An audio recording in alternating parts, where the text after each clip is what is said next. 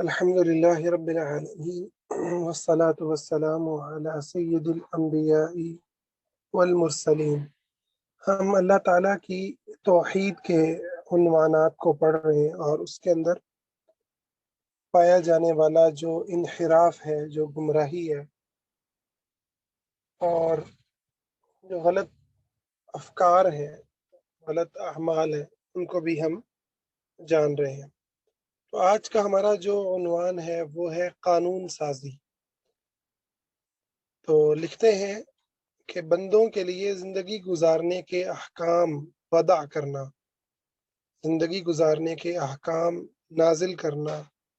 قانون طے کرنا رب العالمین کا خاصہ ہے، اللہ ہی کا کام ہے۔ اس امر میں اس کا کوئی شریک نہیں، اکیلے اللہ ہی کو یہ حق ہے کہ وہ اپنی مخلوق کی ہدایت کے لیے آسمان سے قانون کو نازل فرمائے۔ دلیل اللہ تعالیٰ کا یہ فرمان ہے، ان الحکم الا للہ امر اللہ تعبدوا الا ایاہ۔ فرما روائی کا اقتدار اللہ کے سوا کسی کے لیے نہیں ہے، اس کا حکم ہے کہ خود اس کے سوا تم کسی کی بندگی نہ کرو۔ اب اس آیت میں دو چیزیں پتہ چلی، ایک تو یہ کہ قانون سازی کرنا، حکم دینا، حلال حرام، قانونی غیر قانونی طے کرنا اکیلے اللہ ہی کا جو ہے یہ مقام ہے، وہ حکم دے۔ اور دوسری بات یہ پتہ چلی کہ اسی آیت میں اللہ کے نے اگلے حصے میں فرمایا امر اللہ تعبدوا الا ایاہ، اللہ کے سوا کسی کی عبادت نہ کرو۔ کیا مطلب؟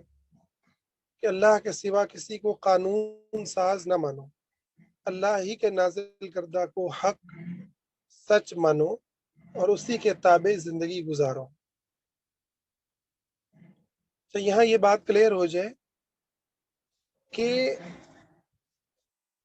اللہ تعالیٰ نے جو احکام نازل فرمائے ہیں اس کی روشنی میں انسان قوانین بنا سکتے ہیں، اس کی روشنی میں۔ یہ نہیں کہ اللہ کے حلال کو حرام کر دے، اللہ نے سود کو حرام کیا یہ حلال کر دے، اللہ نے شرک کو حرام کیا اور یہ گئے نہیں یہ تو جو ہے مذہبی فریضہ ہے اور اس کو اسلام کا نام بھی دے دیں۔ اور اللہ تعالیٰ نے فحشی اور یعنی کو حلال کیا، یہ اس کو فلم انڈسٹری باقاعدہ صنعت بنا دے۔ یہ جو ہے یہ اللہ کی تابع داری میں قانون سازی نہیں ہے۔ تابع داری میں قانون سازی کیا ہے؟ ٹریفک کے قوانین ہیں، بہت سارے ملکی قوانین جو انتظامی امور سے متعلق رکھتے ہیں اور شریعت کے خلاف نہیں ہیں، تو وہ جو ہے اللہ کی تابع داری میں۔ اور جہاں اللہ تعالیٰ کو خاص طور پر انہیں کہیں بس میں کلاس لے کے آتا ہوں، اور خاص طور پر جہاں یہی طے کر دیا جائے اللہ تعالیٰ کا اختیار ہی نہیں ہے، اختیار ہی عوام کا ہے، اکثریت جو چاہے قانون بنا دے، تو وہ تو بدترین صورت ہے اللہ کے ساتھ کفر کی۔ اچھا، دوسری آیت اللہ تعالیٰ نے فرمایا وَلَا يُشْرِكُ فِي حُكْمِهِ أَحَدًا، اللہ تعالیٰ اپنے ساتھ حکم میں کسی کو شریک نہیں کرتا۔ حکم دینا اسی اکیلے کو روا ہے، اسی اکیلے کو لائق ہے۔ اب اس میں شرک کیا ہے؟ تو کہتے ہیں زندگی کے ان امور میں کہ جن کے لیے رب تعالیٰ نے احکامات نازل فرمائے ہیں، کسی اور کو قانون بنانے کا اختیار دے دینا شرک اکبر ہے۔ دلیل اللہ تعالیٰ کا یہ فرمان ہے ام لہم شرکاء شرعوا لہم من الدین ما لم یأذن بہ اللہ، کیا ان کے وہ شریک ہیں جنہوں نے ان کے لیے ایسا دین مقرر کیا ہے جس کا اللہ نے حکم نہیں دیا، ایسے قوانین بناتے ہیں جن کی اللہ نے اجازت نہیں دی۔ تو اس کا مطلب کیا ہے؟ کسی کو یہ حق دینا اللہ کے حلال کو حرام کر دے، حرام کو حلال کر دے، یہ اس کو رب بنانا ہے، اس کو خدا کا شریک بنانا ہے۔ اس کی اور بھی دلائل ہیں، انشاءاللہ وہ آگے آئیں گے۔ اسی پہ اکتفا کرتے ہیں۔ اب ہمارے ہاں اس کی کیا کیا صورتیں ہیں؟ کہتے ہیں نمبر 1، مسلم ممالک پر مسلط قانون ساز ادارے جو شریعت کے مناقض و مخالف قوانین بناتے ہیں، ٹھیک ہے، شریعت کے الٹ قوانین جاری کرتے ہیں، تو یہ اللہ کے مد مقابل خدائی کے دعوے دار ہیں۔ ہر ایسا ادارہ، ہر ایسی شخصیت جو یہ کہے کہ مجھے اختیار ہے، میں جو چاہے حلال کر دوں، جو چاہے حرام کر دوں، چاہے وہ کوئی عدالت ہو، چاہے وہ کوئی اسمبلی ہو، چاہے وہ کوئی جو ہے ایک فرد واحد ہو، کوئی بھی ہو، کمیٹی ہو لوگوں کی، جو یہ کہے کہ نہیں ہم جو فیصلہ کریں گے بس وہ قانون ہوگا، اللہ کا یہاں پر کوئی دخل نہیں ہے۔ تو شکر ہے الحمدللہ کہ ہمارے ملک میں اگرچہ کہ اس حوالے سے بہت بڑے جرائم پائے جاتے ہیں، مگر بنیادی طور پر ہمارا آئین اس بات کو تسلیم کرتا ہے، اور کہ ہمیں پاکستان کے وقت بھی یہ نعرہ لگایا گیا، پاکستان کا مطلب کیا، لا الہ الا اللہ۔ علماء نے اس چیز کو یقینی بنایا کہ اس بات کو ریاست تسلیم کرے کہ یہاں اقتدار اعلیٰ کا جو مالک ہے وہ اللہ تعالیٰ ہے، حق اور باطل طے کرنے کا اسی اکیلے کو حق ہے، اور وہ قوانین باقاعدہ ہمارے آئین میں یہ لکھا ہے اسلام کے خلاف ہیں، ان کو ختم کیا جائے گا۔ یہ الگ بات ہے کہ یہ دھوکہ ہے یا کیا ہے، لیکن اس لیے ہم کہتے ہیں کہ یہ ملک جو ہے وہ ایک اسلامی ملک ہے، کم از کم بنیادی اقرار کرتا ہے کہ اللہ تعالیٰ کی فرما روائی ہونی چاہیے اور اللہ ہی کا یہ حق ہے۔ اب جو مجرم اس کو نہیں مان رہے، جو سیکولر، جو لبرل، اللہ کے اس حق کو تسلیم نہیں کر رہے، جو طاقتیں اللہ تعالیٰ کے اس حکم کو تسلیم نہیں کرتی، وہ یقیناً شیطان ہے، وہ یقیناً اللہ کے مد مقابل خدائی کے دعوے دار ہیں۔ لیکن یہ جو مسلم ممالک ہیں یہ بنیادی طور پر اللہ کی اطاعت کا جو ہے اقرار کرتے ہیں، اور یہ اسی لیے قائم ہے، ہمارا پیارا وطن اسی لیے قائم ہے کہ یہ اس کی بنیاد جو ہے وہ اس کا جو اس میں جو خون ڈالا گیا وہ لا الہ الا اللہ کے نام پر ڈالا گیا،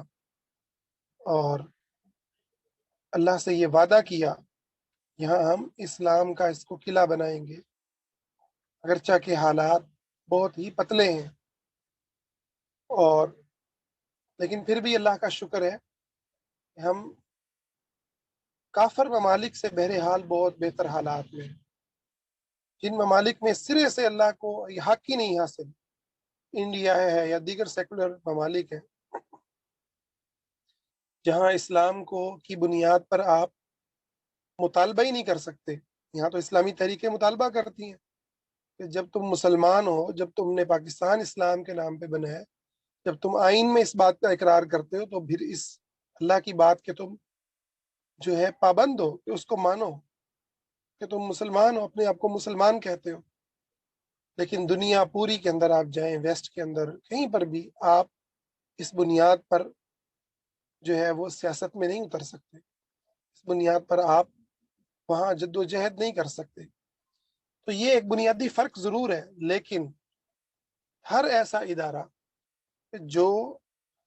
یہ اختیار رکھنے کا دعویٰ کرے کہ میں جو بھی میری اکثریت جو بھی فیصلہ کرے گی وہی قانون ہوگا، وہ ادارہ اللہ کے مد مقابل ایک جھوٹا خدا ہے، چاہے وہ کوئی بھی کیوں نہ ہو۔ نمبر 2 کہتے ہیں یہود و نصارہ کا اپنے علماء کو اور روافظ کا اپنے ائمہ کو معصوم اور مأمور من اللہ قرار دے کر انہیں حلال و حرام طے کرنے کا اختیار دینا، یہ بڑی اہم بات ہے۔ یہود و نصارہ کے حوالے سے آیات آگے آئیں گی جس میں اللہ تعالیٰ نے قرآن میں فرمایا اتخذوا احبارهم ورهبانهم اربابا من دون اللہ، انہوں نے اپنے درویشوں کو اللہ کے مد مقابل رب بنا رکھا، اور نبی صلی اللہ علیہ وسلم نے اس کی تشریح یوں بیان کی کہ وہ جسے حلال کرتے تم حلال جانتے ہو، جسے حرام کہتے تم حرام جانتے ہو، تو یہی ان کو رب بنانا ہے، یعنی کسی کو حلال اور حرام طے کرنے کا اختیار دے دینا۔ اگلا حصہ ہے روافظ کے بارے میں۔ تو دیکھیں ائمہ اہل سنت کے اندر بھی ہیں، حنفی، شافعی، مالکی، حنبلی، امام بخاری، مسلم، اہل حدیث کے بھی ائمہ ہیں، اہل سنت کے بھی بہت امام گزرے ہیں، فقہ کے امام، حدیث کے امام، لغت کے امام، تفسیر کے امام، لیکن اہل سنت سب کے سب اپنے ائمہ کو معصوم نہیں سمجھتے، یہ بنیادی فرق ہے۔ کہتے ہیں ائمہ سے غلطی ہو سکتی ہے، تقلید کو واجب بھی کہتے ہو نا کہ عوام آدمی پر تقلید ضروری ہے، امام ابو حنیفہ کی تقلید کرے یا کسی ایک مذہب کی، تب بھی وہ یہ نہیں کہتے امام صاحب سے غلطی ہونا ممکن نہیں ہے، غلطی ہونا ممکن ہے۔ اسی لیے فقہ حنفیہ کو ہی ہم دیکھ لیں، امام ابو حنیفہ رحمۃ اللہ علیہ سے ان کے جو دو شاگرد ہیں امام محمد اور امام یوسف، ابو یوسف غالباً، تو یہ دونوں اختلاف کرتے ہیں، اور فقہ حنفی کے اندر بعض اوقات امام ابو حنیفہ کی بات کو رد کر دیا جاتا ہے اور ان کے شاگردوں کی بات کو لے لیا جاتا ہے، صاحبین کہتے ہیں، ان کے دو صاحب، دو ساتھی، تو صاحبین کی جو بات ہے وہ لے لی جاتی ہے اور امام صاحب کی بات کو چھوڑ دیا جاتا ہے۔ اسی طرح سے تمام اہل سنت کے جتنے مکتبہ فکر ہیں، یہ فرق ہے اہل سنت میں اور روافظ میں۔ روافظ کے ہاں وہ کہتے ہیں جیسے آیت درجہ رکھتی ہے تقدس کا، حدیث درجہ رکھتی ہے واجب الاطاعت ہے، ہر صورت میں مانی جائے گی، ایسے ہی ہمارے امام سے جو بھی روایت آ گئی وہ ہمارے اماموں کی ہر بات اسی طرح سے جو ہے وہ تقدس کا درجہ رکھتی ہے اور فرض ہے اس کو ماننا، اور ہمارے ائمہ معصوم ہیں، ان سے غلطی نہیں ہو سکتی۔ تو نبوت کی جو صفات ہیں انہوں نے ائمہ کو دے دی، اس لیے ہم نے اس کو اس کے اندر شامل کیا کہ یہ جو تصور ہے ائمہ کے بارے میں یہ شرک میں داخل ہو جاتا ہے، اور اگر کوئی سنی بھی کرے گا یہ تصور اپنے کسی عالم کے بارے میں، امام کے بارے میں، تو وہ بھی شرک میں چلا جائے گا، اگر وہ سمجھے معصوم ہے، امام سے غلطی ہو ہی نہیں سکتی، ٹھیک ہے، تو یا اس کی بات کو ماننا ایسے ہی فرض ہے جیسے حضور کی بات کو ماننا فرض ہے، اختلاف ہو ہی نہیں سکتا،